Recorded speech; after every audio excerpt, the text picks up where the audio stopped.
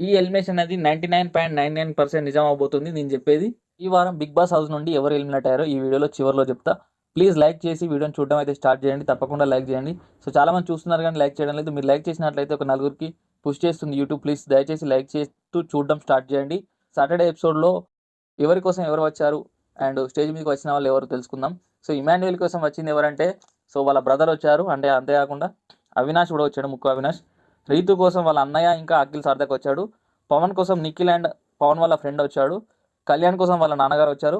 భరణి కోసం నాగబాబు గారు అండ్ ఇంకా వాళ్ళ అమ్మగారు వచ్చారు. తనుజ కోసం సునంద గారు అండ్ హరిత గారు వచ్చారు.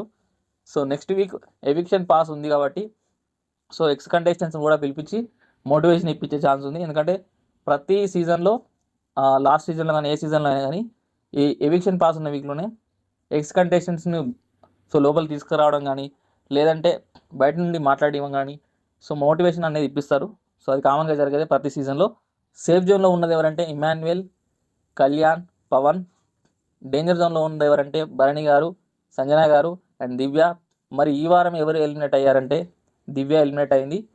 చాలామంది అంటున్నారు తనుజ వల్లే ఎలిమినేట్ అయిపోయింది దివ్య అని. సో తనుజ వల్లే అయిపోయి ఉండొచ్చు, లేదంటే సో తన మిస్టేక్స్ కూడా అయి ఉండొచ్చు తనుజ విషయంలో. బట్ తన స్ట్రాటజీ వరకు చాలా వరకు కరెక్టే అయింది. సో తన గేమ్ విషయంలో కానీ అన్నీ పర్ఫెక్ట్గా ఉంది. మోస్ట్లీ టాప్ 1లో ఉన్న తనుజాని ఢీ కొట్టాలని ట్రై చేసింది. బట్ సో అది ఎక్కడో మిస్ఫైర్ అయింది. ఒకవేళ లాస్ట్లో ఏదైనా ట్విస్ట్ పెట్టి ఈ వారం ఎలిమినేషన్ లేదని ఏదైనా అప్డేట్ వచ్చినా సో ఎనీ షాకింగ్ అప్డేట్ వస్తే మళ్ళీ మన ఛానల్లో మరొక వీడియో ఉంటుంది. కాబట్టి ప్లీజ్ సబ్స్క్రైబ్ చేసుకొని బిగ్ బాస్ చూసేవాళ్ళు సబ్స్క్రైబ్ చేసుకొని వీడియోని అయితే లైక్ చేయడం మర్చిపోకండి.